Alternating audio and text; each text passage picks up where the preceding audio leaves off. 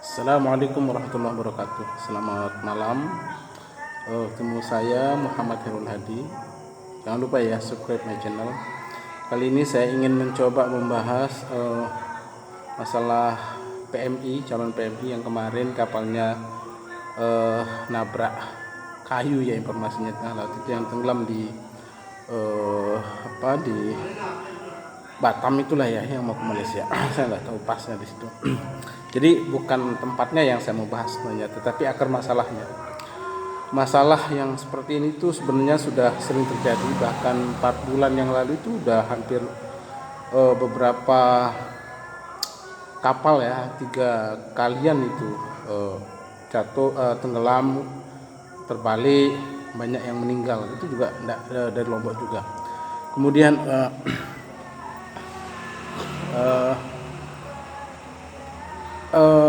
di perbatasan Malaysia Timur juga hampir sama ya. Ada banyak yang sebenarnya bukan TKI-nya, tapi ada banyak yang ketahuan penyelundupan lah. Nah, teman-teman semua, saya pribadi ya sebenarnya sangat miris ya melihat atau mendengar berita-berita seperti ini yang sering kali terjadi di Republik ini ya, di Indonesia. Saya nggak tahu nih apa yang harus kita lakukan, karena banyak kritik yang sudah dilakukan oleh teman-teman semua pegiat pekerja, aktivis pekerja migran Indonesia dimanapun. Itu kita sudah menyuarakan semua, tidak hanya sekarang tapi dari dulu berkali-kali. Apalagi semenjak Malaysia ditutup ya beberapa tahun terakhir ini, sekitar 6 tahun terakhir ini, jalur-jalur tidak resmi itu pasti menjadi namanya favorit ya. Orang kalau masuk ke Malaysia pasti harus lewat situ, kalau enggak ya nggak bisa gitu kan. Nah, ini kemudian kita nyikapi ya informasi-informasi terbaru soal Indonesia Malaysia. Sementara pada tanggal 1 April kemarin itu sudah ada tanda tangan MOU Indonesia Malaysia. Cuma sampai sekarang ini nggak jelas bagaimana teknis pelaksanaannya. Soal zero cost juga ini lucu ya. Bahkan sekitar tanggal 8 Juni kemarin itu kan ada pertemuan RDP Komisi 9 BP2MI tenaga kerja Dubes Malaysia di Jakarta. Nah, itu malah ada kesimpulan untuk mencabut peraturan-peraturan yang sudah diterbitkan oleh BPNU sebelumnya. Dalam hal ini mungkin zero cost ya, sehingga harus memang mengeluarkan cost lagi. Nah, ini semua kebijakan-kebijakan yang yang nggak jelas ya, semua menyakitkan pekerjaan migran Indonesia. Ada satu hal mendasar yang sebenarnya dilanggar oleh, saya nggak tahu siapa ini yang melanggar, bahwa di Undang-Undang Dasar itu rakyat, setiap warga negara Indonesia berhak untuk mendapat akses pekerjaan dimanapun ya, tidak hanya di dalam negeri, di luar negeri juga termasuk. Nah, kalau mengacu ke pasal itu, mestinya pemerintah itu bisa memfasilitasi proses keberangkatan siapapun yang secara resmi ingin bekerja ke luar negeri. Bukan harus ditakut-takuti dengan begini begitu, bukan harus dihalang-halangi dengan peraturan ini peraturan itu harus difasilitasi. Nah, soal banyaknya kasus-kasus yang muncul itu memang harus kita perbaiki bersama. Saya yakin Undang-Undang 18 2017 itu sudah banyaklah memperbaiki, tinggal kita bangun mekanismenya, teknisnya agar bisa melindungi maksimal bagi pekerja Indonesia. Nah, ini yang masih belum ya. Kemudian ada asumsi ya, banyak masalah yang dialami oleh pekerja Indonesia di luar negeri itu menjadi alasan atau penyebab pemerintah membatasi atau menyetop mereka untuk bekerja ke luar negeri. Itu it's okay, saya setuju. Tapi masalahnya bukan TKI-nya yang diberhentikan kalau ada maksudnya diberhentikan, ditempatkan ya kalau seperti itu, tetapi pemerintah yang memang harus membangun sistem di dalam maupun di luar negeri. Kalau di dalam ini ya tugasnya Kemenaker, BP2MI dan instansi terkait ya. Kemudian kalau urusan luar negeri ya memang harus Kementerian Luar Negeri, memang yang mereka harus aktif untuk memberikan perlindungan, bantuan hukum dan segala macam kepada pekerja migran kita yang ada di luar negeri. itu. Nah, mengenai hal itu, maka saya sebenarnya ingin mendesak pemerintah dalam hal ini ya Kementerian Luar Negeri itu untuk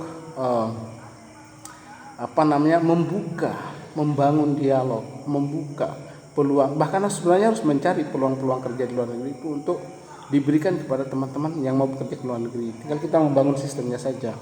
Itu yang harus kita bangun. Jadi bukan ditutup. Kalau ditutup seperti ini maka kejadiannya seperti saat ini. Karena Malaysia secara resmi formal susah ditutup, mereka berangkat lewat jalur tidak resmi. Akhirnya yang terjadi banyak korban. Jadi menghentikan korban terjadi itu dengan cara menutup itu bukan solusi. Itu bukan cara. Itu namanya tidak bertanggung jawab, tidak memahami akar masalah. Akar masalahnya sebenarnya jelas. Kalau di dalam negeri apa misalnya kompetensi yang kurang, ya kita harus bangun kompetensi pekerja migran kita. Kemudian apalagi banyaknya keberangkatan yang tidak resmi, ya kita harus antisipasi dengan banyaknya sosialisasi. Kita harus bangun sistem-sistem perlindungan yang maksimal di perbatasan maupun di dalam, semua harus dimaksimalkan. Jadi tidak dengan cara menutup. Kalau ditutup terus menerus kemana-mana akan tetap mereka mencari jalan sendiri. Misalnya ke Arab Saudi ditutup yang PRT domestik, ya tetap akan ada penempatan. Sampai saat ini banyak penempatan ke Saudi itu walaupun ditutup. Nah, ya memang karena itu masyarakat itu kan butuh kerja. Karena masyarakat butuh kerja, maka dia akan mencari jalannya sendiri untuk mendapatkan kerja itu. Karena bagi mereka secara tidak prosedur ke luar negeri itu bukan sesuatu yang haram. Mungkin secara undang-undang mereka dilarang itu iya, tapi secara hukum Tuhan itu enggak berdosa juga mereka. Karena mereka merasa nyaman untuk kerja di tempat itu. Misalnya yang ke Timur Tengah ya, PRT, atau ke Malaysia juga sama.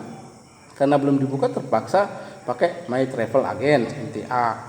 Ya sama-sama juga jadinya. Nah, untuk menyikapi hal itu semua, maka saya sangat berharap kepada pemerintah ya, Kementerian Luar Negeri, Kementerian Tenaga Kerja, BP2MI dan semua stakeholder yang terkait dengan isu ini bersama-sama lah, ayolah itu jangan saling melempar tanggung jawab ya. Jangan saling tidak mendukung, harusnya saling mendukung supaya hal-hal seperti ini bisa disikapi. Seandainya begini terus akan dibiarkan begini terus, kita menunggu berapa puluh nyawa, berapa ratus nyawa, berapa ribu nyawa lagi yang akan terjadi dengan mereka yang mau berangkat secara tidak resmi itu. Dan mereka akan terus seperti itu. Mereka akan mencari caranya sendiri, teman-teman itu. Karena mereka apalagi dengan situasi Covid saat ini ya, mereka itu sangat terbatas ekonominya. Mereka sangat sudah nggak kuat itu secara ekonomi. Apa yang ada dijual hanya untuk sekedar makan, bertahan. Mereka punya tenaga, mereka punya kemampuan untuk bekerja, tapi tidak ada tempat mereka akan bekerja di sini. Sangat terbatas. Pemerintah menyiapkan ladang sawit di Kalimantan misalnya ya. Pengelolaannya sudah sangat jauh dari profesional. Itu yang harusnya sebenarnya diperbaiki kalau memang pemerintah ingin menjadikan Kalimantan sebagai salah satu alternatif untuk penempatan pekerja ke sana. Itu enggak masalah, tapi harus dibangun sistem yang baik di sana. Ini setiap orang yang pulang dari sana itu selalu mengeluh, jalannya enggak ada, akses ke pekerjaannya susah, sudah jam kerja sampai sore, harga bahan-bahan pokok mahal, air susah. Mereka lebih memilih ke Malaysia, bahkan jalur-jalur resmi itu mereka lebih memilih ke situ daripada bekerja ke Kalimantan. Walaupun tidak semua ya, tapi dari pengamatan saya, misalnya dari 30 orang berangkat itu paling yang tinggal sana itu 5 orang, 6 orang, sisanya itu kabur, bahkan kembali lagi pulang ke daerah asal. Misalnya yang dari NTB, yang dari Lombok, sama aja kasus kayak gitu.